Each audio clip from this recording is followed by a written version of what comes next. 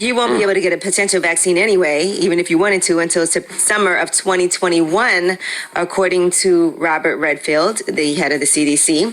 He's saying the public won't get that potential vaccine until then. And that's why he's saying you should wear that face mask. Now, Donald Trump did try to, again, go against the head of the CDC and say that we will be able to distribute at least 100 million vaccine doses by the end of 2020, and a large number much sooner than that. But experts keep on saying that's not how it will happen. Actually, only a limited number of people who are highly at risk and healthcare workers will be getting the vaccine this year. Yep. So no worries, you won't be taking that vaccine anyway. Okay, and Rochester officials, according to reports, the city of Rochester, New York, they released 325 pages of internal emails, police reports, and other documents on Monday.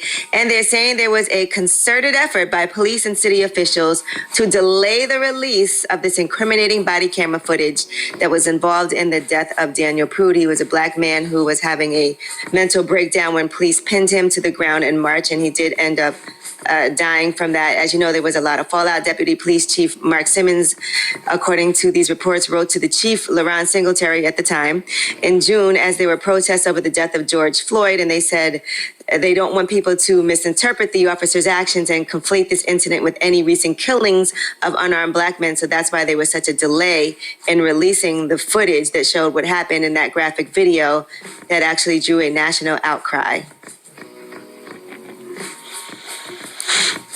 So it looks like there was some type of at least temporary cover-up when it came to the case of Daniel Prude.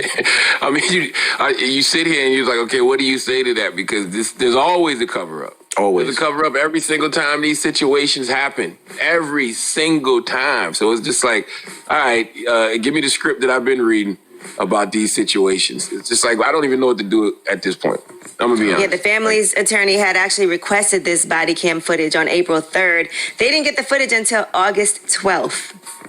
I don't even see the point of officers wearing body cameras. We It had don't these matter. We see it conversations. regardless. Yeah, you're right. We filmed it. They manipulate them. They turn them off. You know, they I don't know, man. I'm at a loss for words when it comes to you know, the killings of unarmed black and brown people in this country at the hands of the police. I don't even know what to say anymore. I really don't, because I feel like words don't even matter. There's no words, no lip service I can say. What do you want me to just continue to be outraged, continue to be angry, continue to be upset? Like I don't even know what to do. I really don't. And then they show the actual report, where the police report, where they actually write in red, and they said they changed Daniel Prude from a victim to a suspect. To a suspect. I saw that. But that's what they do. Like, it's like they come up and they start talking about, oh, he stole some milk when he was in third grade. It's like who cares? Like, what does a person, you know, what does a person's past, They try to make it look like a criminal history have to do with the fact that y'all committed malpractice on the job? Yeah, they try to make somebody look like a criminal, try to make him look bad, like he was a criminal anyway, but it doesn't matter. All right. Well, that is your front page news. And tonight, Thursday Night Football, the Browns take on the Bengals at 8:20. All right. Now, get it off your chest. 800-585-1051. If you need to vent, hit us up right now. It's the Breakfast Club. Good morning. Hello, who's this? Yo, what's up, MB? Hey, Trav. What's up, Trav? Oh my God! Hi, Trav. I miss you.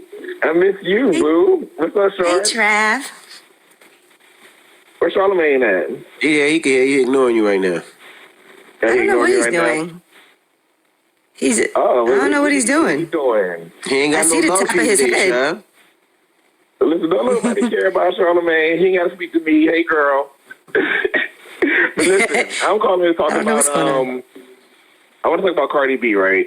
Because I feel like we all need to normalize leaving these cheating ass men, yo. We don't know if he cheated or not. We don't know Well, if he that's what cheated. the word Don't- is, according don't to put People that on him. magazine. We don't know. The word is that he cheated and he may allegedly have got someone pregnant. We don't know. All right, now we don't know that much. We don't know what's going on. You just can't say stuff like that, Trav. Oh no, you He's can just say going off of the something. headlines. All I'm saying is that we need to normalize leaving these cheating ass men. There are some women who don't play that, like Angela Yee. She don't play that. Like my I don't girl play that. Trav. Shut up, gossip, Trav. You don't know what happened in that There you go. situation. That's what I said. You just You up don't here- know what happened. You You just said- calling up here and spreading gossip because of what you saw in the Absolutely. blogs. You don't know what happened in them people's house. Well, Offset has apologized for cheating previously, so he That definitely was has at before. some point cheated. Yeah, but Right, they also so put you out a can't press- say he hasn't. Now he sound They like also the cop. put out a He got press arrested release now. yesterday. Remember his last criminal history. We don't know what happened. Yesterday Well, they all said I'm it saying wasn't is, cheating. like, ladies and men, don't be putting up with these cheating men. You are not a mattress. Don't be having them, ignoring you in the daytime and then try to be all over you at night. I'm tired of these men treating us like that. No, we're not putting up with that. Normalize leaving these That's men. right. Me and Trav are taking a Leave stand them. against y'all. Oh my Trav, have you ever cheated on a man, Trav? Mind your business, Charlamagne. See? Get There your you go. that's what I'm saying. Get your hypocritical ass off the phone. Goodbye, Trav. Bye. Get it off your chest. 800-585-1051. If you need to vent, hit us up now. It's The Breakfast Club. Good morning. The Breakfast Club is coming right back.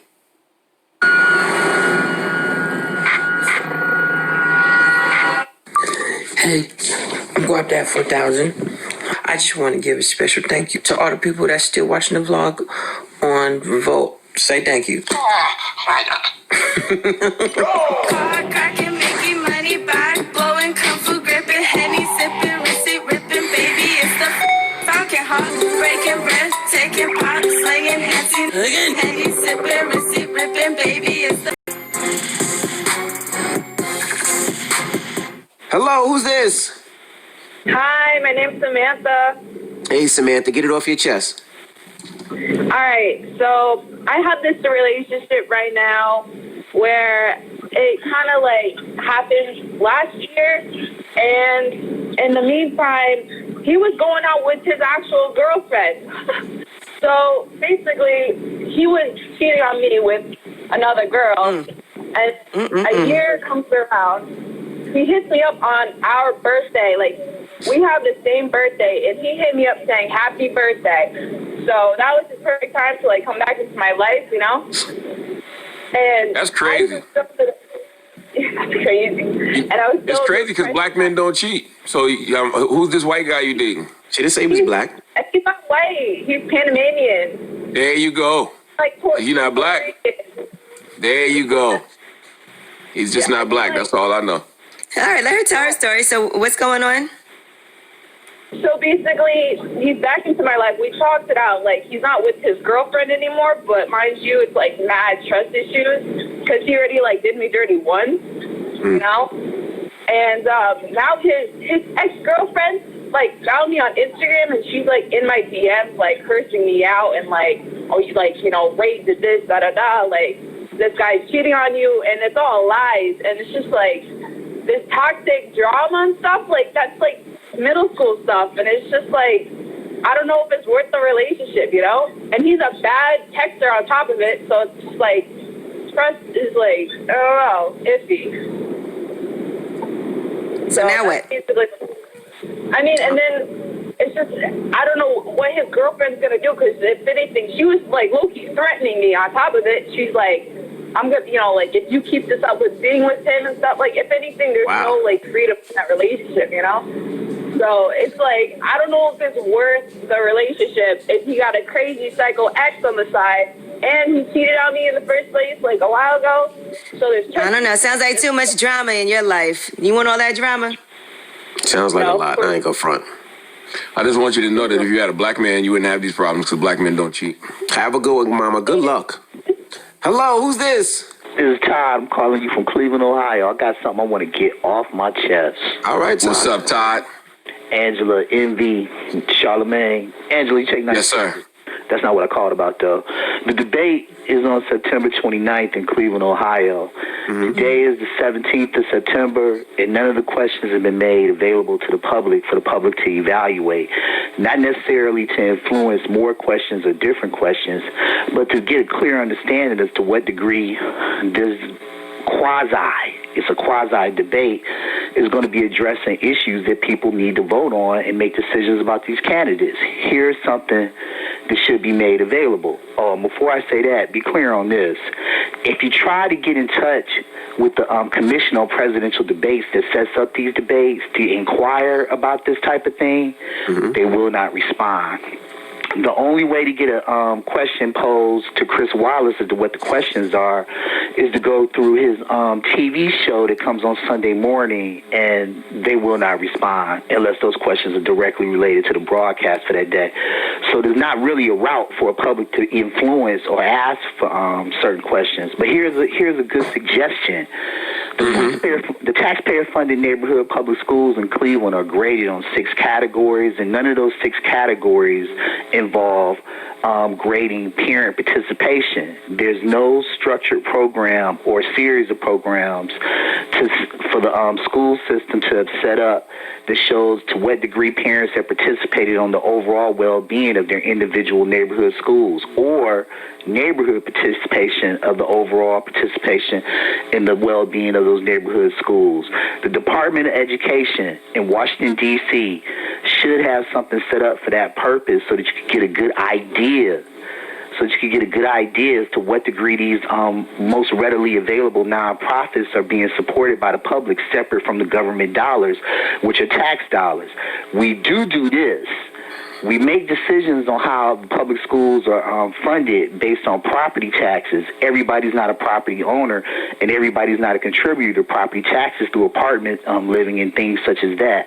Well, that's okay. Those people are still allowed to go, but there's an evaluation based on that.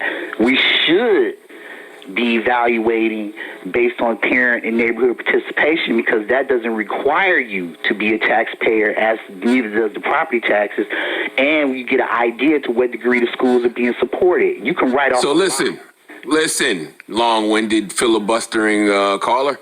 What do you want them to be asked? What do you want to be asked in the debate? What question specifically would you like to be asked in the debates?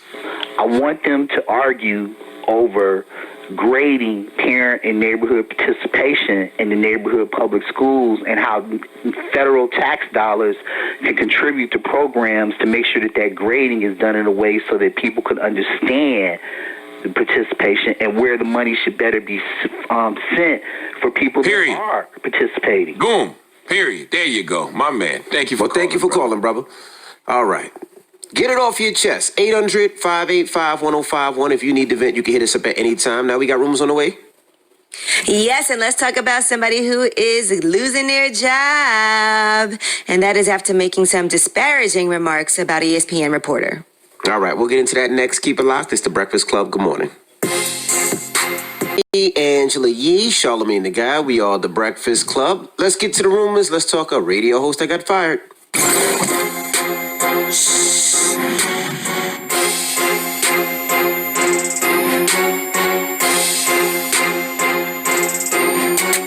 All right, Dan McNeil was fired, and he is a radio host in Chicago, and that was for tweeting a sexist and misogynistic tweet about ESPN reporter Maria Taylor.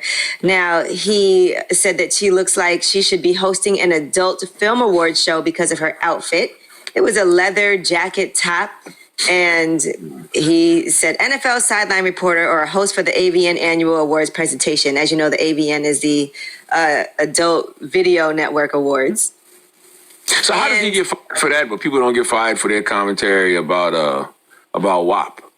Like when people were saying wild stuff about Megan and Well, I think that he said all kinds of things, and this was just the last straw. Now, she did respond. And she said, well, Danny Darius, if you would like to continue making sexist comments about me, please bring your misogyny with you to the NBA Countdown doubleheader I'll be hosting tomorrow night. Hey, ladies, remember, you can wear whatever you feel confident in. So he's had other previous situations other than this one. Yeah, it seems like it. Yeah, and social media went crazy with this. It was a very first of all, there's nothing wrong with her outfit. And how are you going to talk about she looks like she should be hosting an Adult Video Network's porn show? I mean, it's ridiculous. He don't have a job now. So that's what he gets.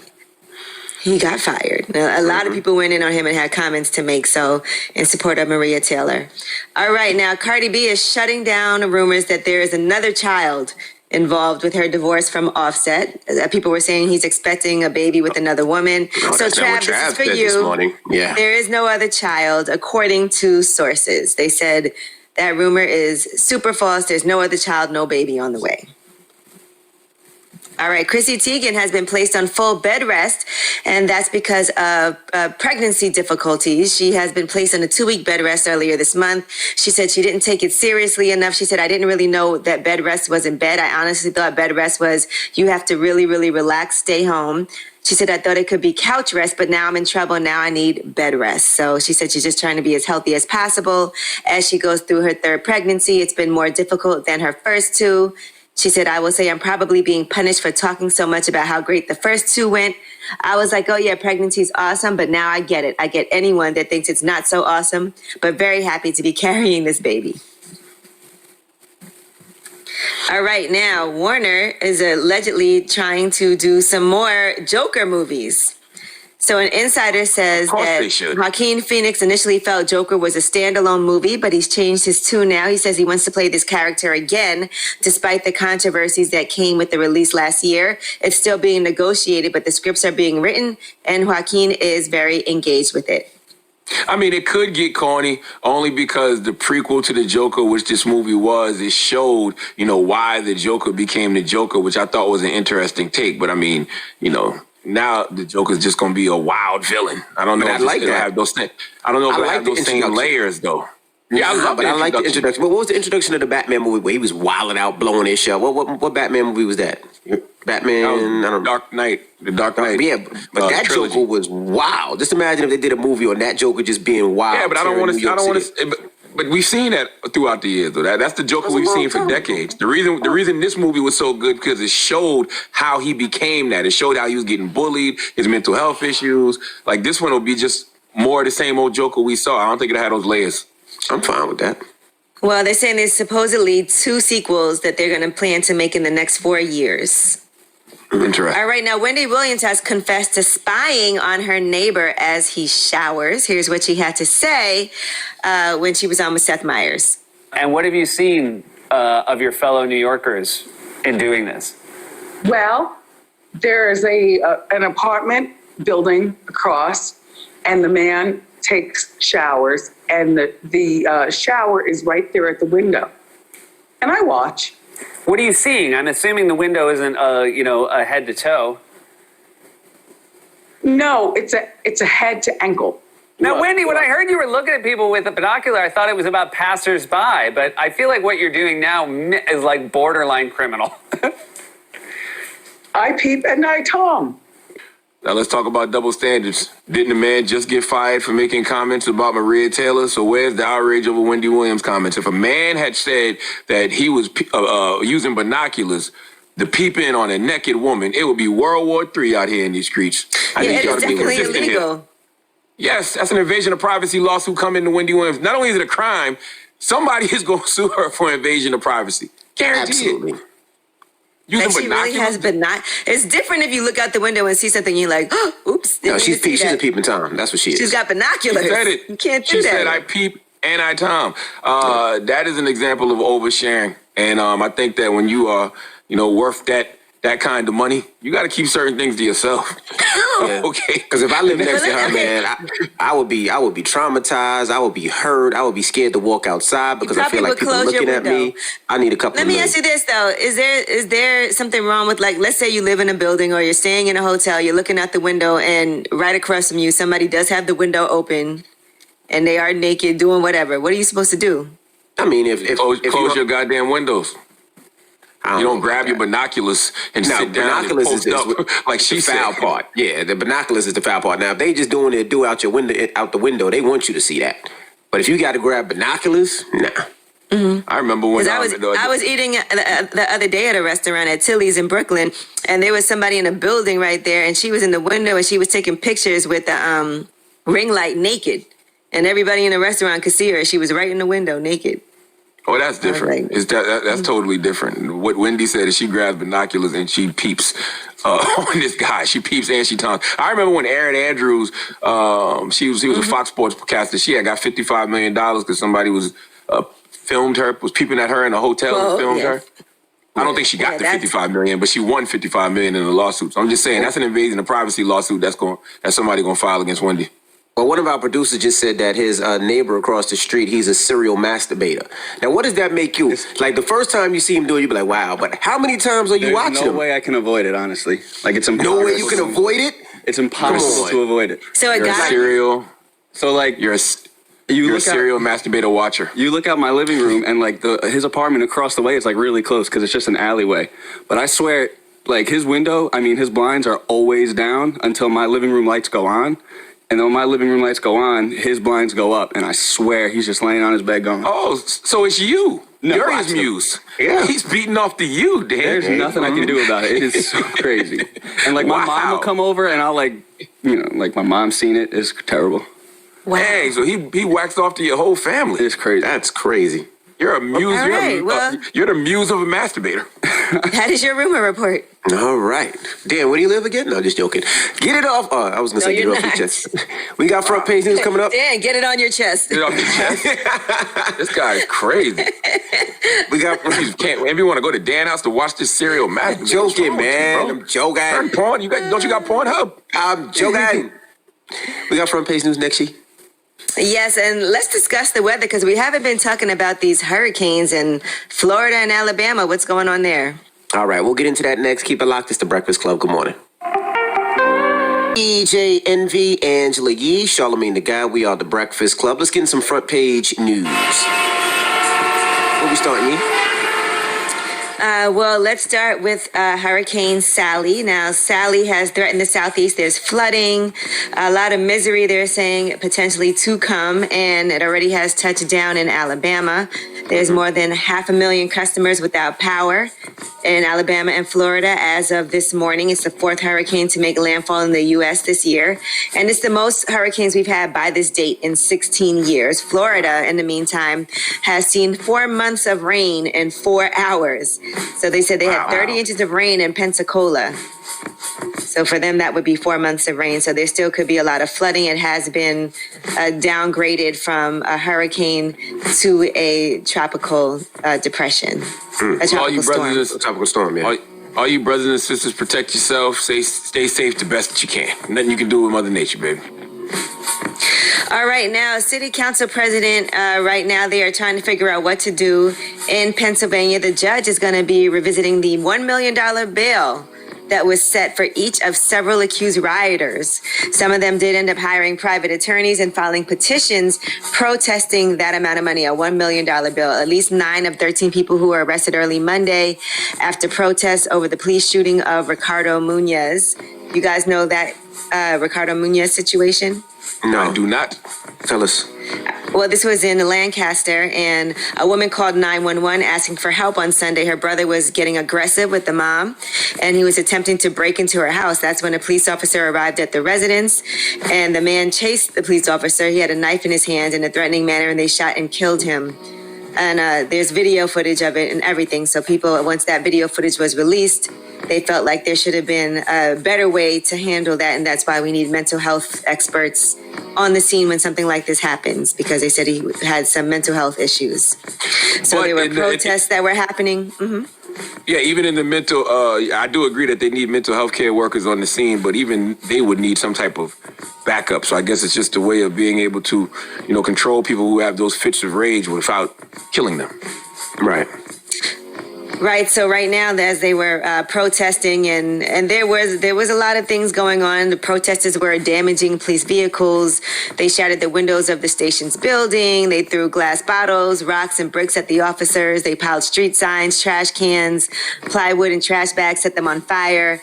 And these 13 people were arrested. 9 of them had $1 million bill set. I mean, y'all got to understand that when you see these situations, they're not isolated situations anymore. These people, that are, going to protest, they're seeing this type of violence happen to black and brown people at the hands of the police all the time via social media. So when it happens in their area, it just hits close to home. But they're going to these, protests with all the rage from all the different killings that they see. So, it's really hard too as a family member. If you have it's her brother, she called the police on her brother. She didn't know what to do. And she knew that he had mental health issues, and you don't expect it to end that way. It makes you scared to call the police when you have those issues, You try to and what are you supposed to do? Who do you call? That's why you need another organization. You need some type of mental health care workers that you can call over to diffuse these kind of situations. That's what people keep saying when they talk about, defunding the police and taking some of those resources and putting them into, other places, other avenues. They need to empower these people that know how to respond to those type of calls, Beth. All right, and get ready for the PS5, the Xbox Series X. These Xbox Series X, all of these were announced yesterday, so get ready to purchase those. Just the in time for Xbox Christmas, is going to release worldwide November 10th, and the PS5 is going to come out on November 19th, but it's releasing November 12th in the United States, Japan, Canada, Mexico, Australia, New Zealand, and South Korea. So the rest of the world gets it on November 19th. They said there were a lot of issues, though, if you tried to pre-order it and all of that. But if you want to know how much it's going to cost for the PS5, the standard console, which includes a Blu-ray disc driver, it'll cost you $499.99 without it. The digital edition will cost $399.99. And for the Xbox Series X and the Xbox Series S both have different price points. The Xbox Series X is the most powerful console ever made, according to the company. That's $499. And the S series is $299. Are you getting a free Xbox for that? That sounded too good. That sounded like a great commercial. That sounded like an ad. You getting a free Xbox for that? Tell me right now. Oh, I'm telling you about the what PS5 is it? PlayStation? and Whatever the hell it the is. Xbox. Yeah, because I know people care about those things and want to pre-order them. Especially around Christmas. Everybody's kids, I'm sure, is going to want that as a Christmas gift. I used to have a hookup at Toys R Us. They used to give me everything early or everything when it came out, but Toys R Us is closed. So I don't have that. So if you go to GameStop, you have to go in person to try to pre-purchase that console. Yeah. But, listen, I already know. Everybody's on it. I wish I loved video games like I used to. I bought an Xbox back in the day, but it was really just to watch my DVDs on because I didn't have a DVD player. What? So I would watch. Why not buy a Girlfriends DVD player? It'd have been cheaper.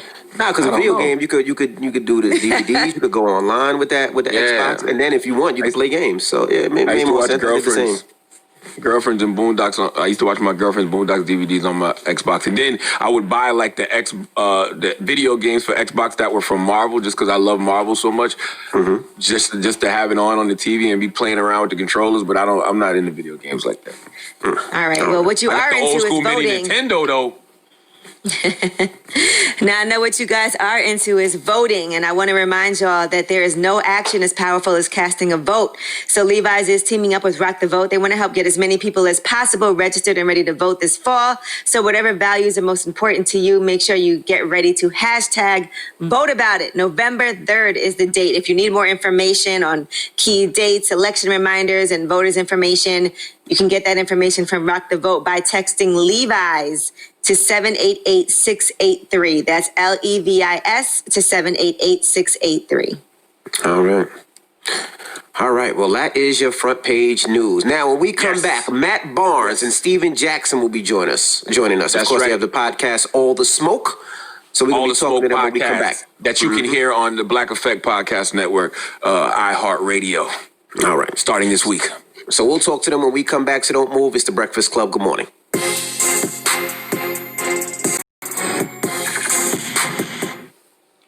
Morning, everybody. It's DJ MV, Angela Yee, Charlamagne the Guy. We are the Breakfast Club. We got some special guests from the All the Smoke podcast. That's right. On to Steven Jackson. Welcome, fellas.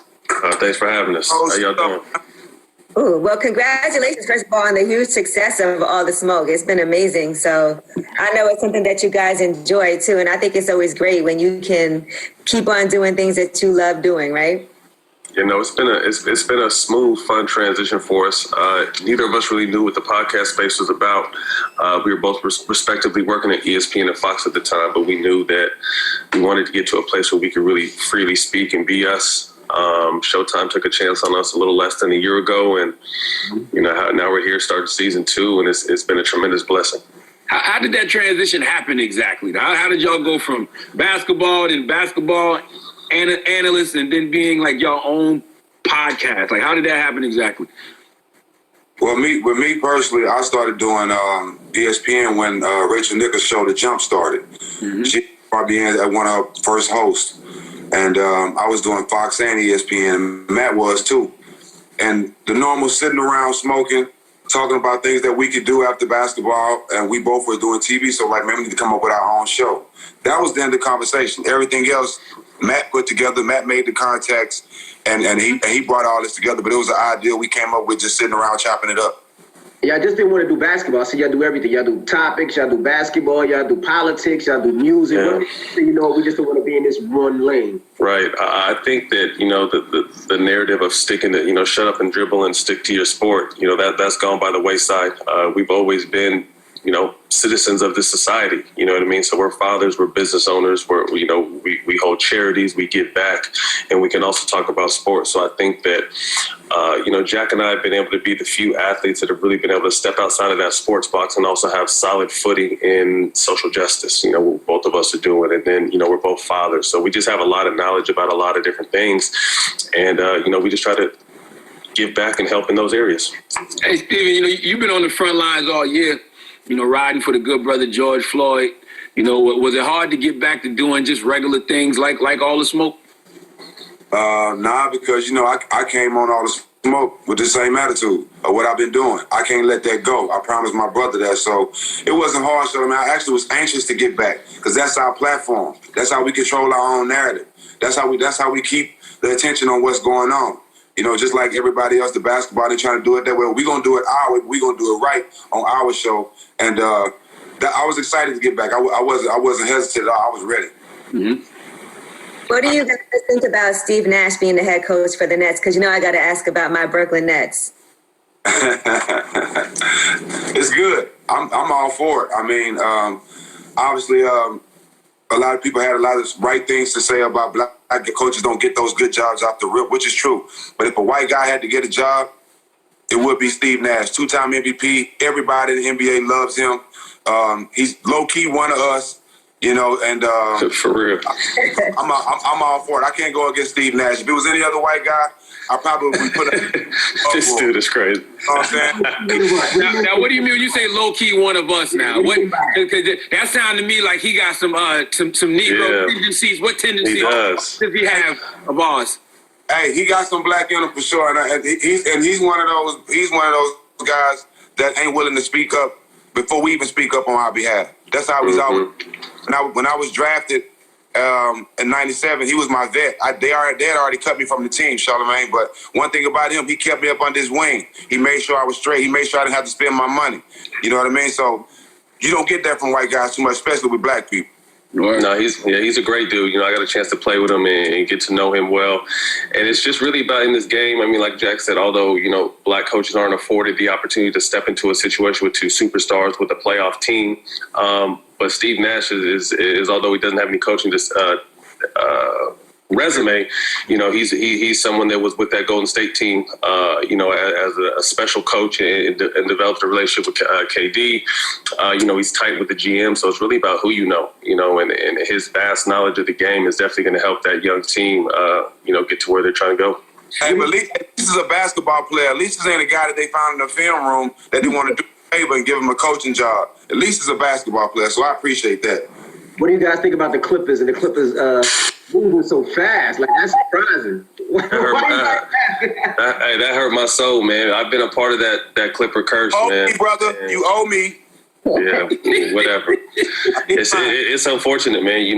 We've had Lob City teams in 2013 to 16 that we really felt should have made that jump to a championship, and we hit that second round roadblock. We had the same similar situation. We was up 3-1 against Houston, looking at Golden State already. They sit James Harden down in the third quarter, and these motherfuckers come back and beat the brakes off us, and then beat us 4 straight games. So I don't know what's going on. They might need to change that team name, get to a new arena, which Ballmer's building, and just start all over. They need a completely fresh start, man, because that Clipper thing is just tarnished.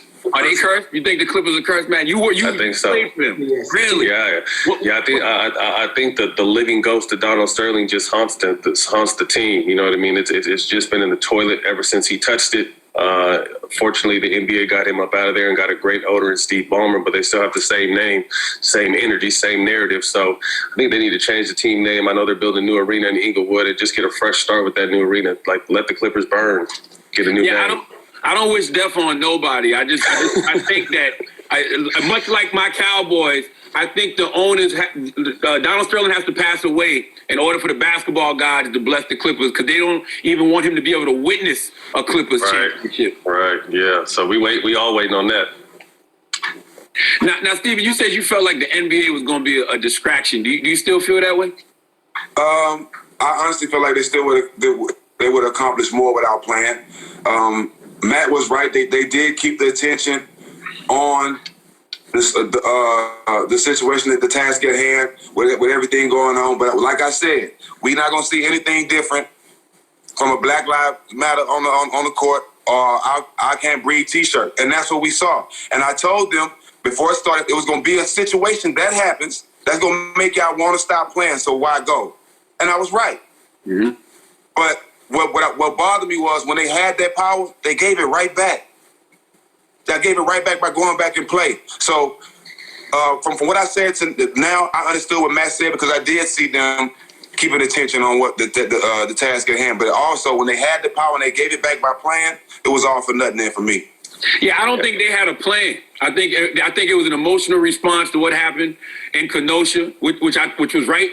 But I don't think they had a plan moving forward. They didn't know what to do next. I don't think, and to be honest with you, Charlamagne, I don't think anyone has a plan. You know what I mean? And I think as a community, as a culture, and not just the Black community, we all need to have a plan because the first time in 400 years they're listening. You know, so for me looking at it, I don't think it's just the NBA's job to have a plan and everyone think that NBA is going to eradicate racism and make cops stop hating us and killing us. That shit's not going to happen. That's going to take all of us.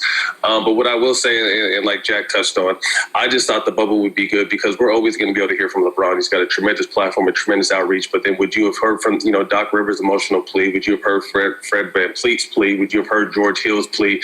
I just think the message traveled farther when they had that NBA logo behind them. And although so far it's been just, names on the court and names on the back of the jersey, I've talked to Chris Paul and I know that they're really trying to make some real change in these cities, but it's going to take some time. And what I try to tell people is everything we're fighting for now, whether it's the NBA, whether it's us as a community, we're not really going to reap the benefits. We're not really necessarily going to see the change. It's going to be a process, but I think everything we're fighting for now, our kids are going to see and their kids are going to see. So that's why we got to continue, to keep 10 toes down. But it's going to take more than the NBA. It's going to take all of us to come up with and devise a plan and have a strategy and strategically execute it because, we can't do it with these no more. We got to do it with this. Does the NBA want players to be outspoken? Do they want Matt Punches? Do they want Steven Jacksons in the NBA? No. They want Steven Jackson's voice. They don't want his passion. Okay. They want him to say the right things that fits the narrative so it won't mess up the game. But if I went and I was the only one that said I'm not playing, I'm walking out, they wouldn't want that. Because they feel like I'm standing alone. But at the same time, if they can control how you respond, if they can kind of like minimize it and not let it get out of control, they all for it. But as soon as it get out of control, they going to go against it. That's just how it works. What are your thoughts on the bubble? You think you guys could play with no fans and no crowd and just like it's a in the park? But to me, with Charlotte, go ahead, Jay. You can finish. But with Charlamagne was the most important thing. But carry on. I'll get to that later. Me personally, Charlamagne, I've always played the game growing up, whether it was nobody at the games or not. I played for the love of the game. A lot of guys, you got guys now, they more famous for other things than actually playing basketball.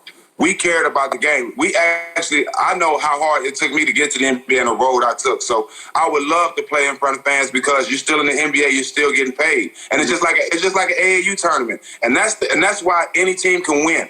There's no home court advantage. Mm-hmm. Everybody in there, can't nobody go out and hang out and be tired than the next guy, which they shouldn't be. But that's why you see the Nuggets winning and stuff like that, different teams winning because they're all in one place like an AAU tournament and everybody's preparing the same way. Nobody has the edge. Yeah, I didn't think, playing without fans was going to work, because even though that's how we started, once you get to the NBA, the fans bring so much energy to the game. But I think hats off to the NBA providing a safe, situation where these guys could go out there and play and they've done the simulated crowd noise and they've got fans on the computer. So I think under the circumstances, they've done a tremendous job. But I also think like Charlamagne said, we're creatures of habit.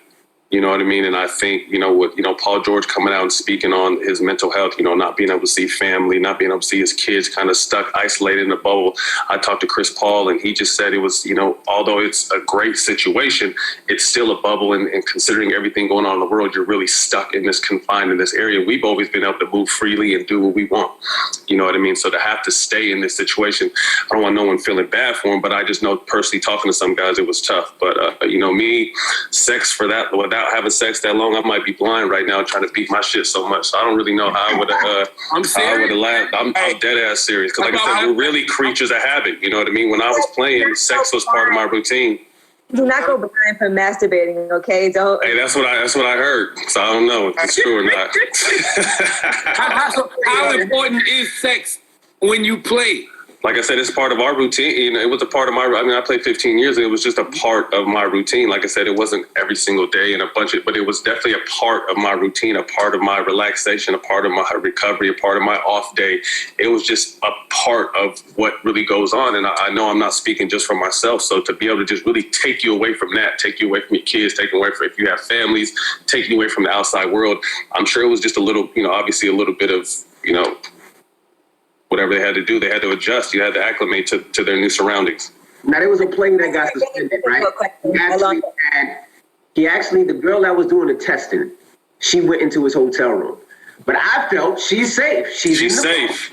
She's safe. I don't think he should have been suspended for that. I think they overreacted on that because, like I said, she was safe. She wasn't monitoring tests. And the NBA knew what they were doing. If they didn't want a situation like that, they would have had men doing everything or women that maybe weren't as attractive doing everything. But you're putting attractive women, you're putting women around. It's like being locked up. And, them security guards start looking good after, a couple months, couple weeks, couple years. So it's just like you tempt them with anything. And it's going to be a tough play, but I agree with you, Iffy. She's in there. She's safe already. So he's not really risking anything except, unfortunately, I heard he has a girl or he's married or some situation like that. So that was tough, but she was safe. She was safe. Yeah, they complaining about the bubble. They what, Steve? They couldn't do 2 months in jail. They complaining about the bubble. That shit is late. They got 5-star restaurants, all kind of stuff. And how could you complain for being up for 2-3 months to play basketball and get a check? Y'all babies. That's ain't no reason to complain about that. We have the mental health and all that. Man, look, I'm sensitive to mental health. Paul George was just broke. His game was broke all playoffs. You know what I'm saying? That's just what it is. When you're in a bubble like that, you focus more because you have less outside distractions. So all that other stuff they're trying to make excuses for, y'all games were just off, point blank. It's so crazy. Even though y'all have done so many other things, your legends are linked to putting hands on somebody. Both of y'all. They remember Steven running in the crowd, because I watch that at least once every few months. And they remember you going to choke Derek Fisher. Yeah, that's just real shit that be happening sometimes. That's what people don't understand. Like I think Jack and I both, obviously we're men before we're anything, first and foremost. Our situations, he had his teammates back. That's his brother, so he was gonna fight for him. In my situation, like motherfuckers get killed for shit that in the real world. So just because I'm a basketball player, I'm not letting that shit slide because I'm a man first. So although I don't condone and promote violence, just sometimes life puts that shit on your plate and you gotta handle it. When you go back and watch that night, Steven, in the Palace, what goes through your mind? Because you really are the person that set everything off. We were, now that I look at it, we were racially profiled.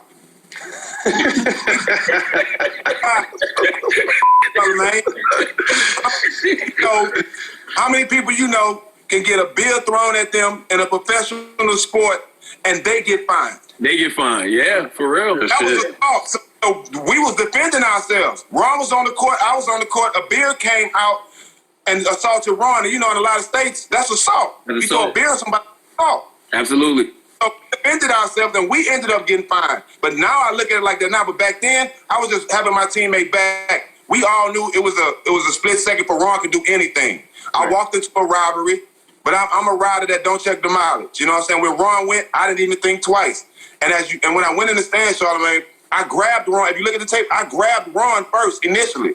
But then another guy threw another beer in his face. So I had to take the face off. I had to. He wasn't getting away with that. You know what I'm saying? And that's really the only punch I threw when he threw another beer. But the NBA never talked about that. At the time, they just wanted to implement the dress code and do anything they can stemming from that incident to help the league. You know what I'm saying? They didn't even look at how the players was treated at the time.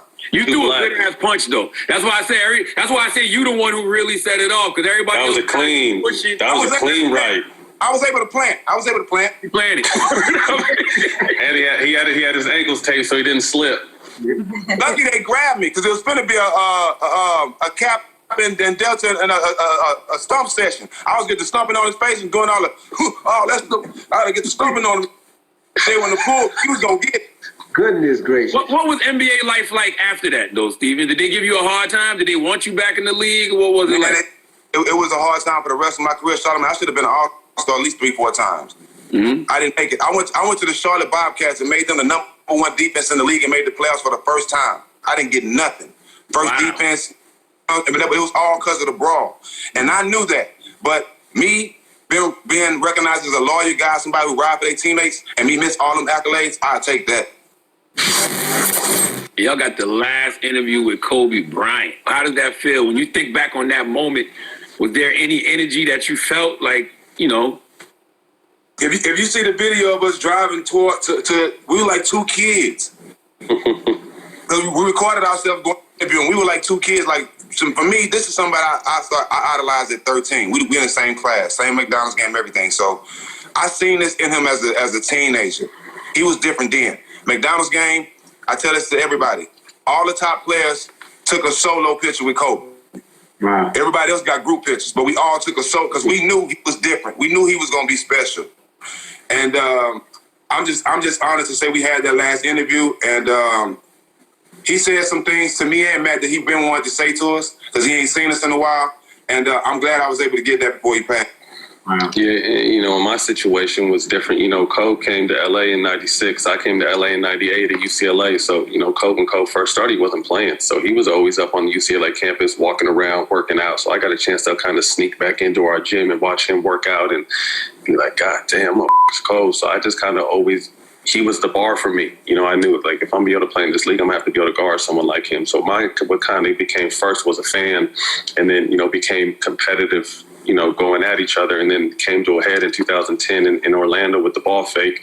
And what people think after that, that was about to be a real fight. I was tired of the bullshit. I was ready to fight him. It was getting close to the playoffs, and that particular situation, turned into him calling me that summer. I was actually on my way to Miami. I was a free agent. I was going to Bron and Chris Bosh were going right up the road to Miami. So I was on the phone with Pat Riley and D Wade talking about coming to Miami. Then out the blue, I get a call from a number I don't even know. And for some reason I answered, and it was Kobe. And he just like anyone crazy enough to with me is crazy enough to play me. You want to be a Laker. And like 3 days later, I was a Laker. So through that, we became teammates, then brothers, and we got the chance to know each other off the court. So he and I were very close. My kids called him Uncle Kobe. They started getting shoes from him at like 3 years old. He coached Gigi. I coached my twins in AAU. So I would see Kobe every other weekend. And the craziest part about it was he sent his newest shoe to my kids that Tuesday because we had a tournament that Grammy weekend, and he died on that Sunday. So we got his latest shoe on Tuesday. We went up to the Bay for this tournament, and championship Sunday morning, we found out that he had died. So that shit was devastating to me and my kids. He didn't let a lot of people in. So what do you think it was? What do you think about your relationship that he let you in? I just think, when you get a chance to sit down and be with someone, we were teammates, so we saw each other every single day. And then we were both going through some personal life stuff at the time too. We were, not only playing, but we were out in the LA streets. Kobe was the one that put me on, put me in these big Hollywood rooms and in these doors with people that I would have never had an opportunity to be around. So we really got a chance to know each other off the court. And Kobe was cool. I heard that he was a certain way, but you got to think, he went straight to the league. So he never really had that college experience to grow up and kind of up before you're on the biggest stage, so he up and grew up in front of our eyes, and that's what I respected because he just kept trying to evolve and kept trying to. So by the time he and I became teammates in 2011, he was a completely different person from what I heard he was, and I judged him off what I knew, and we became real cool and real close, and like I said, that'll always be my brother. Did Kobe smoke? He never smoked with me. That was always my thing. Like, and he told me as soon as we win one, I'm gonna smoke with you. But I seen a picture with him one time with Snoop. Exactly. And either he was crying or they got it in. So I never personally saw him smoke. But who's to say? I'm not sure. We have to ask Snoop if that happened. Yeah, Snoop said he can't tell. Snoop said he'll never tell because Kobe no longer here. I did That's ask right. him. That's what's up. Look at Kobe eyes, you can kind of get So new episodes are out today, and we appreciate you. And I got to thank Steven and I got to thank Matt, man, for partnering with me. Oh, no doubt. And iHeartRadio, the All the Smoke podcast. I'm glad we could get that business right and make that happen because, I love the All the Smoke podcast. So we partnered with y'all. We appreciate you, man. You was one of the first phone calls I made. Charlamagne, we look up to you in this space and what you guys as a Breakfast Club have been able to do for our culture. So we definitely appreciate that. So when things started getting funny, right when we were free agents in this space, you were the first person I called, and you let me know what you had going on and about the iHeart family.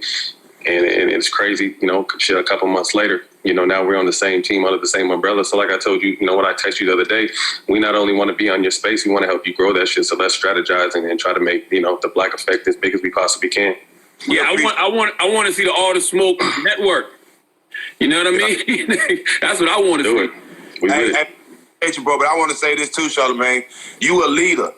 And us as black men, we got to put our pride aside. When we see our brother lead, get behind him. We know he's going the right direction. Get behind him and put your pride aside. Don't worry about following him because we all have the same goal. You know what I mean? So to the fact that we can be with you to help build us and to build you, my brother, it's an honor, dog. Absolutely. Black Kings got to empower each other, man. No doubt. Okay, and one last thing I wanted to ask real quick before we leave. Queen, Angela, my bad. I love my queens too, Angela.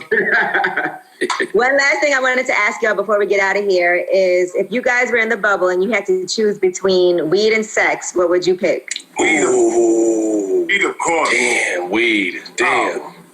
Damn, weed and a lot of lotion, I guess. That's a up question. I gotta go weed because my pullout game terrible, so I gotta go. You see, I got almost 20,000 in child support because I'm the worst pullout person in the history. So, yeah, but that's the only thing I'm taking in front of weed is my kids. So outside of that, everything else is secondary. All right. A question: when y'all was on the road, y'all would sleep with a lot of women on the road, like women in different cities, randoms. I had my share. I'm gonna sit down, but I had my share. Oh yeah, hey, they retired my. Let me tell you, they retired my jersey in Magic City. You better ask about me. Touche. We had our fun. So y'all weren't scared even after the Magic Johnson and all y'all weren't scared? No, I just used to use a whole body condom. I used to put my whole body in a condom and just go to work. Oh my God.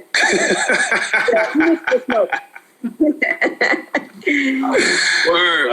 When y'all premiere on Showtime on the what? Tomorrow, the 17th. Yep. First guest, Allen Iverson. No, so tomorrow will be the Welcome Back episode. So we're going to cover everything that's been going on since we stopped. We're also covering, the anti-Semitic stuff that went with Jack. We want to be real and transparent and continue to show our growth and understanding and our love. So our first episode tomorrow is just going to be a Welcome Back, and then we got Chuck after that. Okay. Word. And then you can catch the All the Smoke podcast on the Black Effect Podcast Network on iHeartRadio, okay? They're getting all the checks. Showtime, iHeart, Black Effect. We doing our thing. We doing our thing out here. God is good. Run it up. Appreciate y'all, man. Thank you for having us. WNBA, let's get married.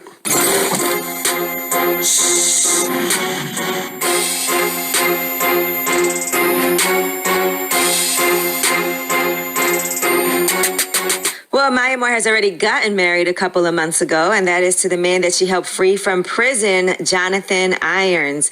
She was on Good Morning America, and she talked about her new marriage and how they actually had their feelings for one another grow as they were working together to prove his innocence. Here's what she had to say.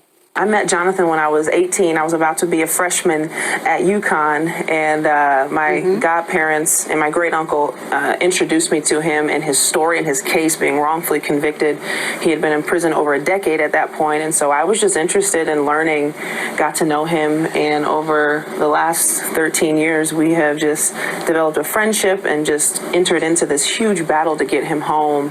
And just over time, it was pretty clear what the Lord was doing in our hearts. And now we're sitting here today, starting a whole new chapter together.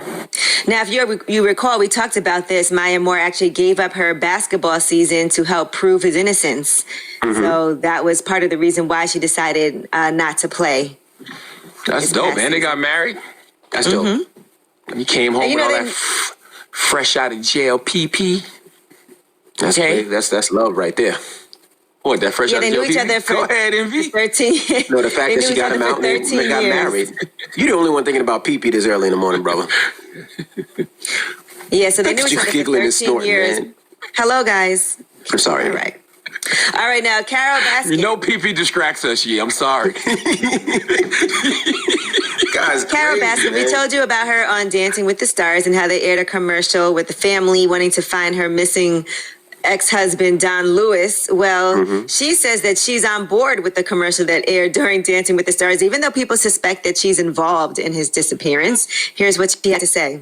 The commercial for Don Lewis aired on Monday. Are you hoping that maybe this will help find Don Lewis? That would be wonderful if that was a side benefit. All right. I don't know, people, if y'all watch Tiger King, I don't know if she had anything to do with it or not, but everyone suspects.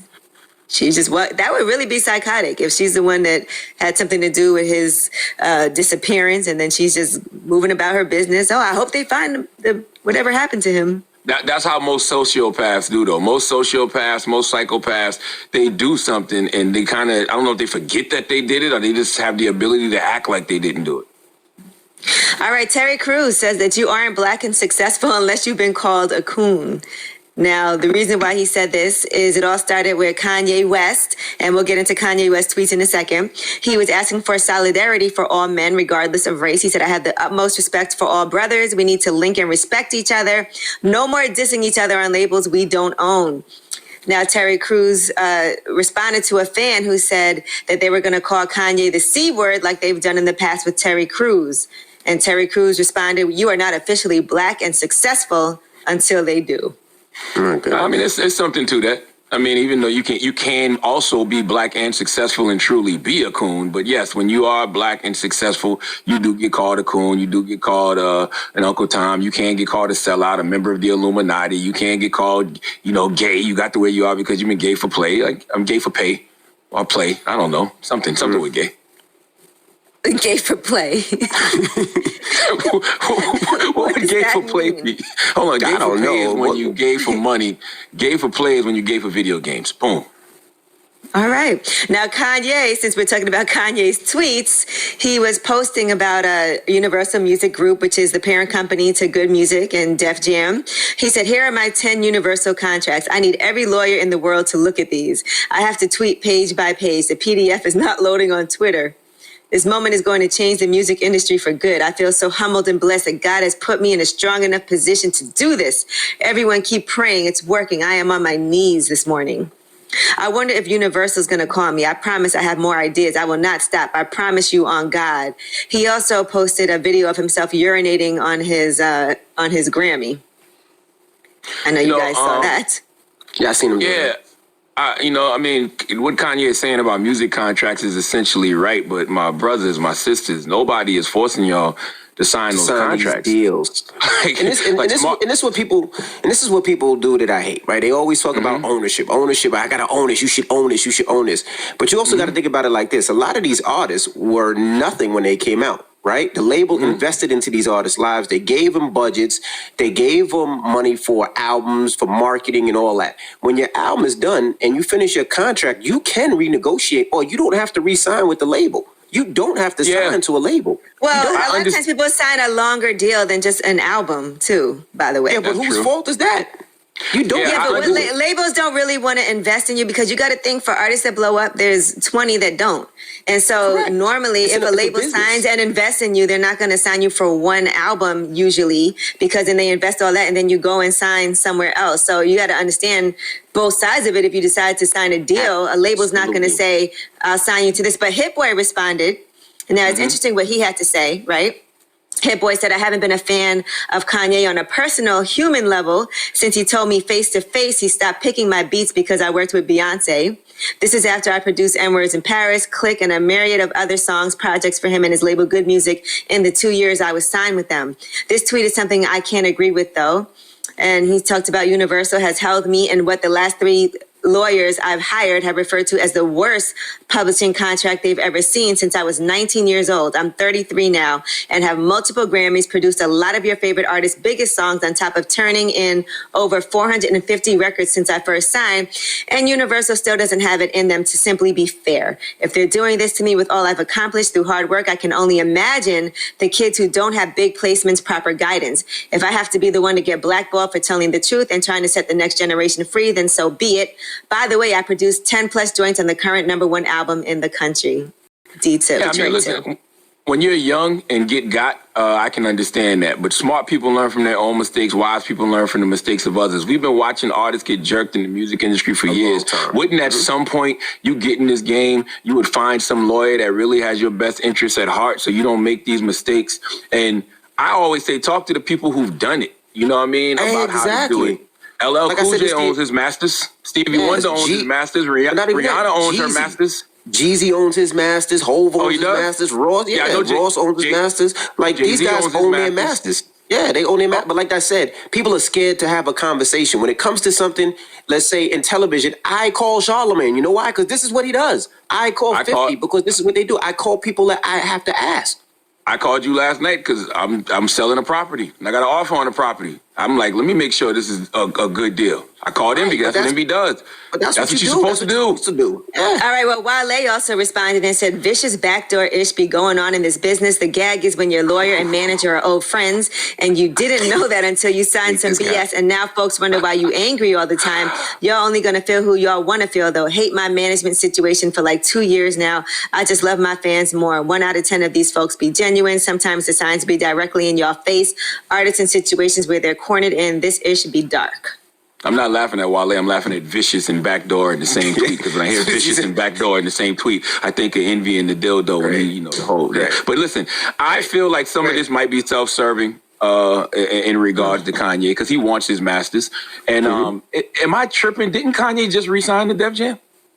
Yes. Yes, 2 years ago, a year and a half ago, 2 years ago, I think it was. I thought that was this year. I thought when they signed Public Enemy, they re-signed Kanye. Maybe I'm just talking. I don't know. Maybe I thought I heard that. It was somewhere. a year ago. And isn't he trying to sell good music to Def Jam? Yeah, I know he's not doing good music anymore. So. Yes. So why would you be selling your artist to the same label that you're complaining about trying to get your masters from? I just don't get it. I don't understand it. I just want people to start actually talking to the people who've done it about how to do it. There's plenty of artists out there who own their own masters. All right. Well, that is your rumor report. That's why I'm a fan of short-term deals, man. I don't like having to sign a long deal. I like to do the shortest deal possible, always. Yeah, never mind. All right, now we got Donkey Today coming up. Yes, and I need Brian Sazi. He's the editor at large at Yahoo Finance to come to the front of the congregation. We need to have a little cultural history lesson real quick. Let's talk, Brian. All right. We'll get into that next. Keep it locked. It's The Breakfast Club. Good morning. Axel.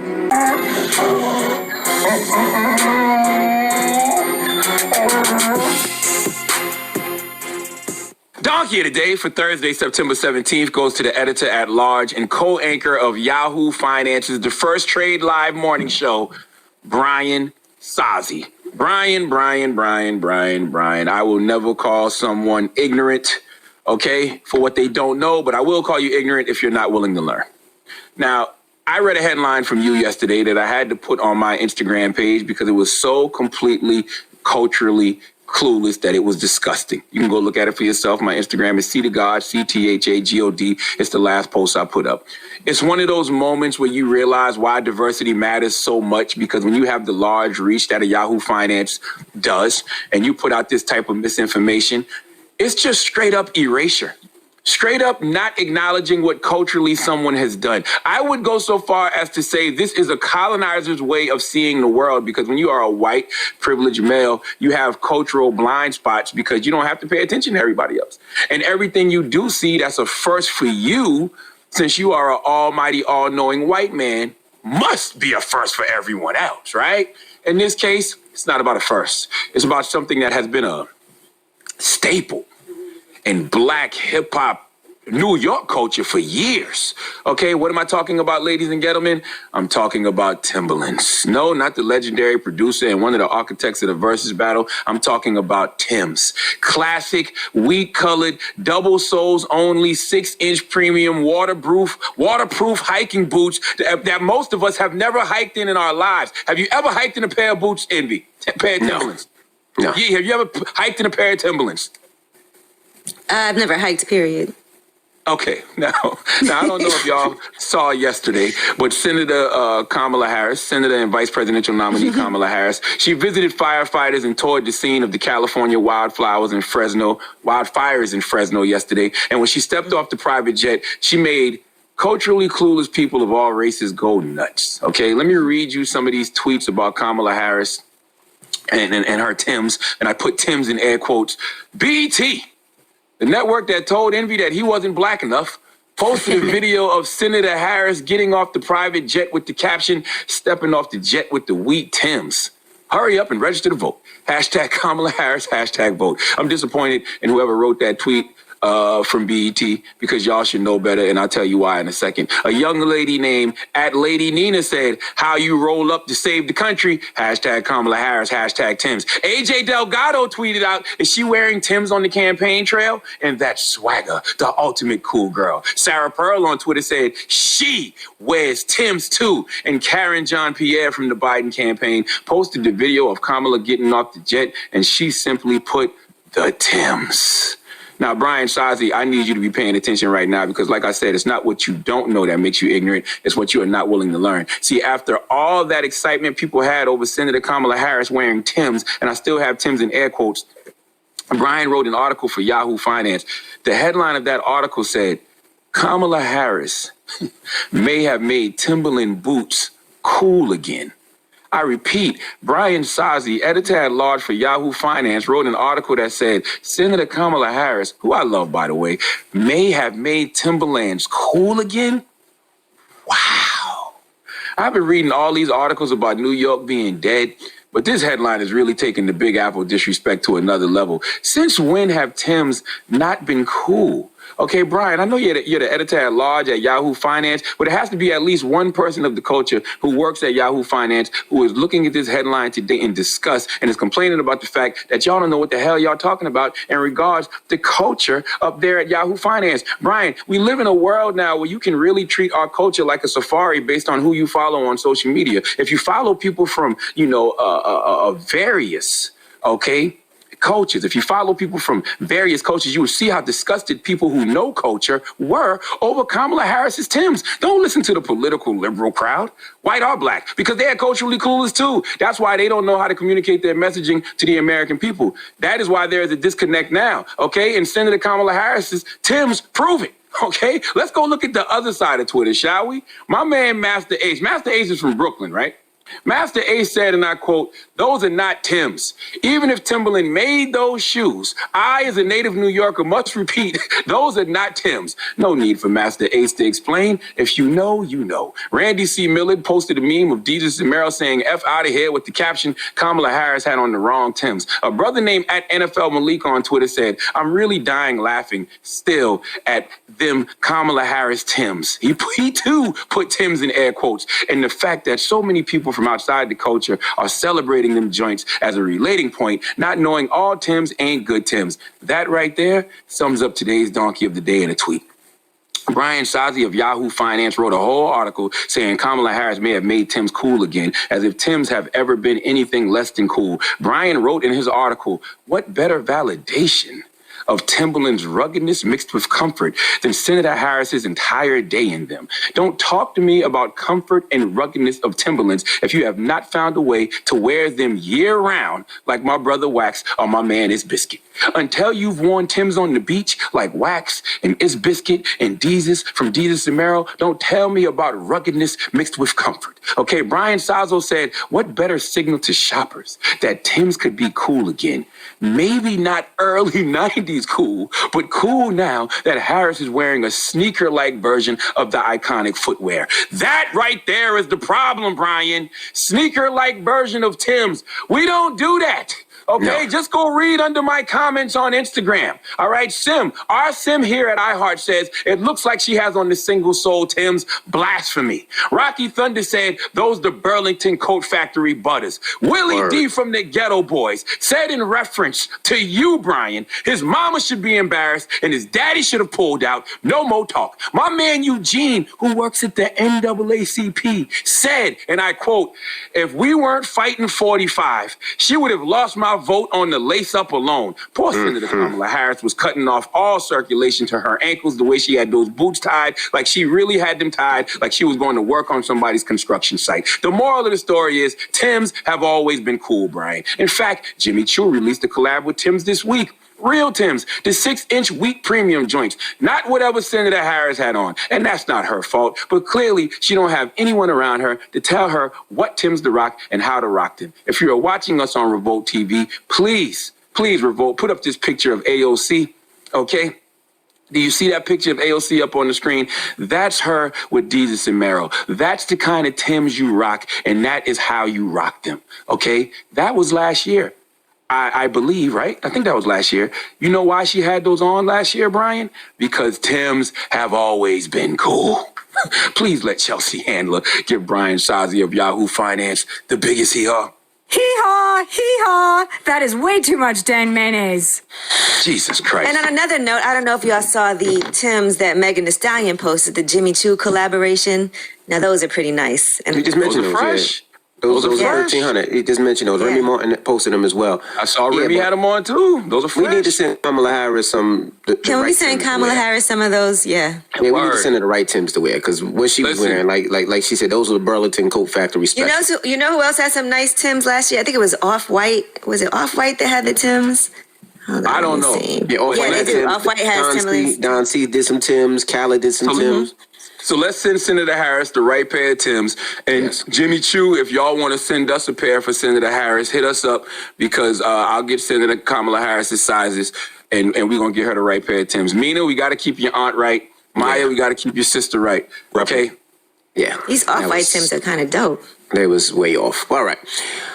Thank you. And you used to tie your Timbs like that too, Charlamagne. So don't talk about her tying her Timbs. You used to tie your Timbs real tight like that too. Never. All right. Pull up the picture. Ask Yee is next. 800-585-1051. If you need any type of advice, Ask Yee is next. It's the Breakfast Club. Good morning. Morning, everybody. It's DJ Envy, Angela Yee, Charlamagne the Guy. We are the Breakfast Club. It's time for Ask Yee. Hello, who's this? It's Mark, man, Birmingham, Alabama. What's up, brother? What's your question for Yee? What's going on, man? Hey, Yee, man, I'm trying to see, man, do I need to let my marriage keep on going or just let it go? You know, me and my wife, we've been together for almost, 13 years, been married 9, together, whatever.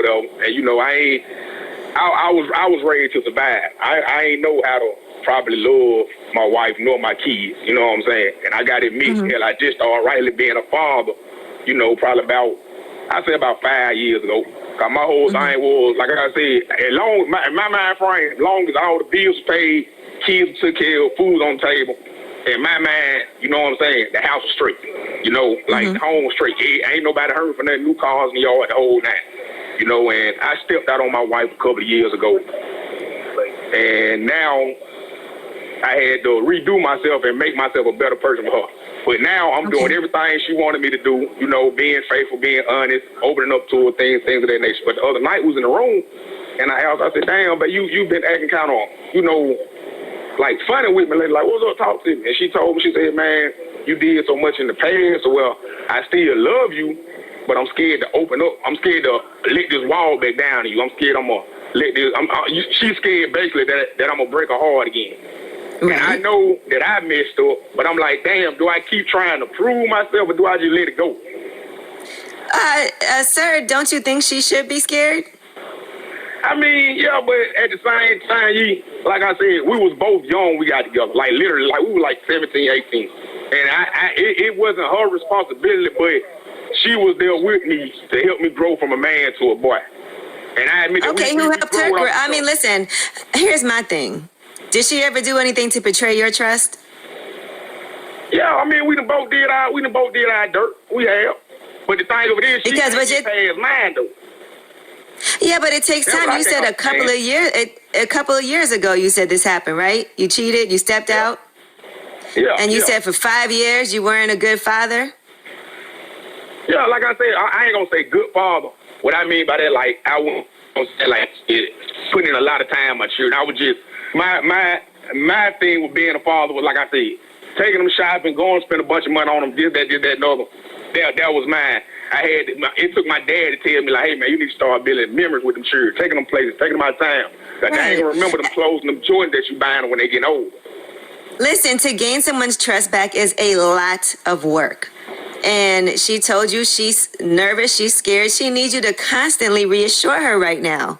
And this is years of her feeling like this, that now all of a sudden she's supposed to believe that you've changed. I'm sure that she's been wanting this to happen for a while. She's been thinking it's going to happen. It didn't happen. And the truth is, nobody knows what's going to happen in the future. So of course she's not 100% going to trust you right away and let you back in. It takes some time. Are you willing to put that time in? Shit, man, over some years now. Like that what I'm saying. Like it's been some years since I did my dirt. It's been some years. You said a couple of, like 2 years? Probably 3 for real. I'm just confused. It seems to me like you have a lot of work to do, but you still have to do that work. That's not easy. Like, you broke her heart. Man, we broke. And I'm sure that it gets. I know, but we're talking about how she's feeling right now. You know what I'm saying? You can't justify it by saying, well, she did this, she did. We both mistaked. We were young. She's the one right now that has this wall up. And has it gotten better since the beginning of her finding out all these things? I mean, to a certain extent, but it like so she get close, she bad back up. It takes some time to get that progress. It takes some time of consistency, and that's a lot. It is a lot of work. Have y'all gone to seek professional help? No, we ain't. But see, that's the thing though.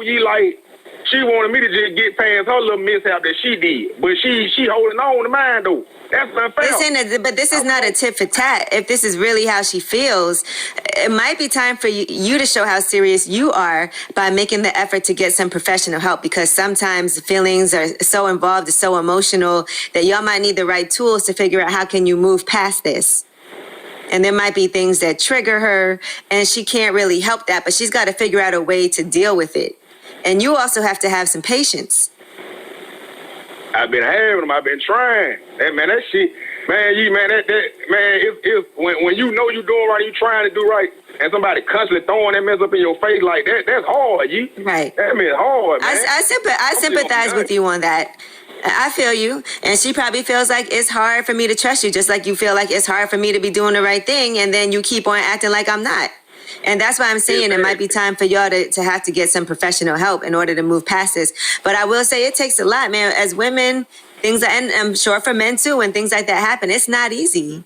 It's not easy for us to not want to feel like a fool again. We think about where your emotions involved with somebody else. How did this happen? There's certain times that things, you did that to her, and it's something that she hasn't completely put behind her. And it might not ever be completely gone, and she might need to be reassured.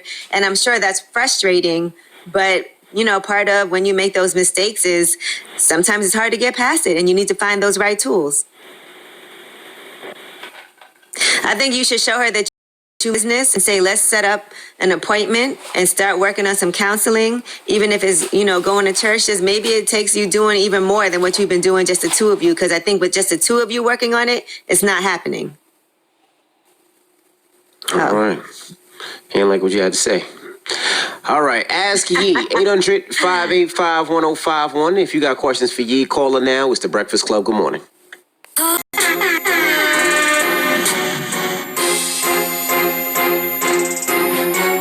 morning, everybody. It's DJ Envy, Angela Yee, Charlamagne the Guy. We are the Breakfast Club. We're in the middle of Ask Yee. Hello, who's this? Hey, good morning. My name is Akil. How you doing? Akil, what's up, man? What's your question for Yee? All right, so my question is, I just want to know if it's actually a good time to start this. I'm trying to start a juice truck, actually. I'm actually aiming for like around March, you know, when spring starts again, whatever the case may be. Now, given the pandemic, I know like this has been like in a decline and dwindling and stuff. So I just want your opinion, take on it, knowing that you actually like run a juice bar and such. Man, and shout out to Akil that we have at the juice bar. He's usually in the Bronx though, but he does a great job. He's amazing. Sometimes. His father Nigel. So yeah, shout out to Akil. But I will say our juice business has been doing really well during this pandemic. So if you have the means and the funds to start a business right now, it can be a good time depending on what that business is. I think a lot more people are concerned about their health and trying to be proactive and doing the right thing. So yes, I do believe that if you have, and you said you're going to do a truck, so you'll be mobile, you can go to different places. Yeah. So my ideal audience is like, you know, people who's on like health and wealth, people who's into fitness, like maybe park up our gym or such, you know, the fine clientele. And I am here too, real quick. My name is Akil, obviously, and I'm also from the Bronx as well. Oh, that's dope. All right. No, I do think that as far as things like that, when it comes to health and wellness, I think this is a good time for us to, to do those businesses. As a matter of fact, I will say that our juice bar has been not only stayed open during this whole time, but it's actually been doing a little better with less hours because I do feel like people are being a lot more active in learning about their health. So one thing I will encourage is make sure when you have something like this that you are very involved and for the communities that you're serving. I think that's important because that personal touch really does matter and people can tell when you're passionate about helping people. So do it for the right reasons. And yes, I do think it's a good time if you have the means to start that business. And there's a lot of grants out there too. So the government is really trying to help people start up loans. And there's grants. They give you loans where the interest rates are very cheap and you don't necessarily have to pay back starting. You know, they give you a year to get yourself together. So there's a lot of things out there that will help you out during this time. So definitely do your homework.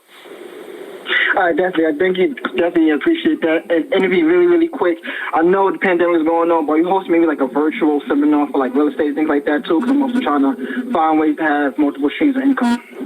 Yeah, we did. I did one. I know Yee does a Wealth Wednesdays that she does on once every couple of months. I think I'm going to do one in October where we're actually going to do a webinar where we're going to actually go into a bunch of different houses that we're owning that we're fixing up to show people how we're doing the cost and all those other things. I think Caesar and I are going to do that. And then Caesar and I will be on TV hopefully the end of this year, early next year, kind of breaking down some of the things and trying to help people get grants and money and loans and try to, to finagle the system. A lot of times we just don't know how to finagle the system in a legal way and try to teach you guys how to do it. Right. Well, all right, guys. Well, thanks so much for your time and assistance. I appreciate it. Good luck, brother. Thank you. All right. Ask Yee, 800-585-1051 if you need relationship advice. Now, Yee, we got rumors on the way? Yes, and Samuel L. Jackson interviewed John David Washington. That's, as you know John David Washington. That's Denzel's son, but he's also an amazing actor in his own right. And find out what he had to say. All right. We'll get into that next. Keep it locked. It's the Breakfast Club. Good morning. Nonverbal signals. He also says that he's been in therapy 7 hours a week. So he said he decided to seek meaningful help for the first time in his life. He also just recently learned how to swim. That's inspiring because I don't know how to swim. He said, do you know how effing hard it is for a grown-up to learn how to swim? You got to not be scared to die. That's the main thing. You can't be scared of the water. If you're not scared of the water, you're good. Gia doesn't know how to swim. Like I said, I learned how to swim early. My kids know how to swim, but I see grown-ass people jump in the pool, and they just start going crazy. And I'm like, just stand up. Just stand up. Yeah, that article is a great article, man. Chris Rock is one of my favorite minds. I definitely want to know more about the nonverbal condition he has because 80% of communication is nonverbal. So I wonder how that's just impacted him throughout his life.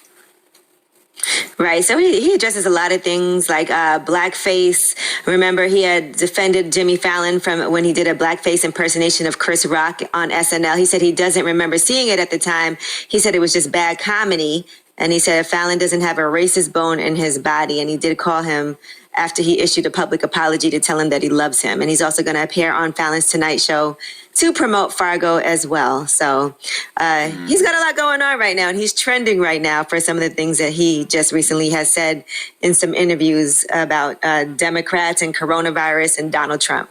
He said Democrats let COVID-19 come into the U.S. by focusing on the impeachment instead. I think it's a combination of all that. Democrats were impeaching Trump, but Trump is still the president, and his response to the pandemic was garbage. But he also could have been distracted by the impeachment as well. But being that he was the one who said himself, he tried to downplay it. That excuse won't fly. But Democrats and Republicans are both Americans, and I don't remember either side ringing any alarms earlier this year in regard to coronavirus. Coronavirus just kind of hit us in March. Like, you heard things about it here and there, but it wasn't dominating the news until late March. All right, Barack Obama has announced that his memoir, A Promised Land, will be released in November. So I know we're excited about that. He posted, "There's no feeling like finishing a book, and I'm proud of this one. I spent the last few years reflecting on my presidency, and in A Promised Land, I've tried to provide an honest accounting of my presidential campaign and my time in office." Hey, man, all right. I enjoyed becoming, so I'm looking forward to reading President Obama's book. Another thing I'm looking forward to is Insecure Season 5. It looks like they are getting ready for that. They just did the table read, and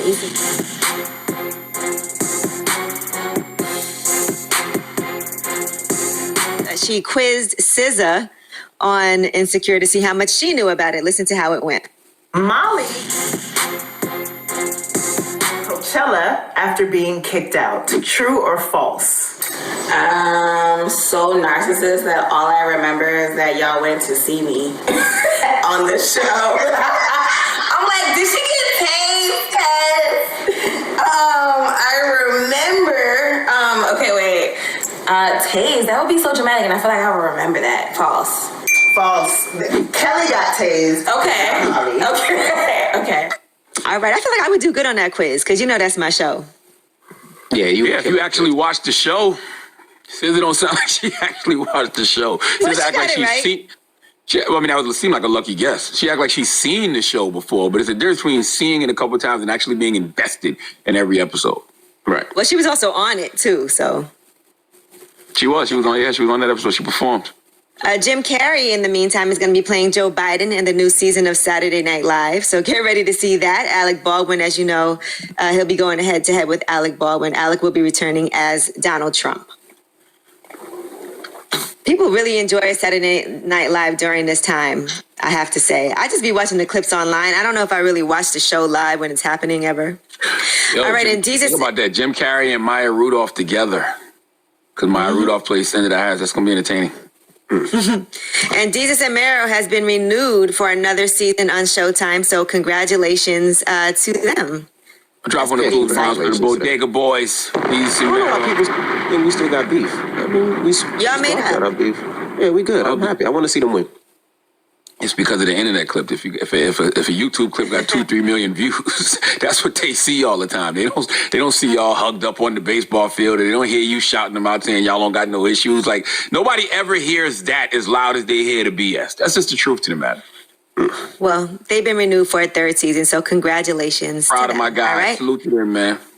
And John David Washington, he was interviewed by Samuel L. Jackson, and he talks about moving back home during this pandemic. You know, his father, Denzel Washington, of course. Listen to this. When the pandemic was raging, you were back at home. I was and back you in were, the crib, yeah. And you were in your old room? Yes, Uncle Sam, I was. Did it feel? Yeah.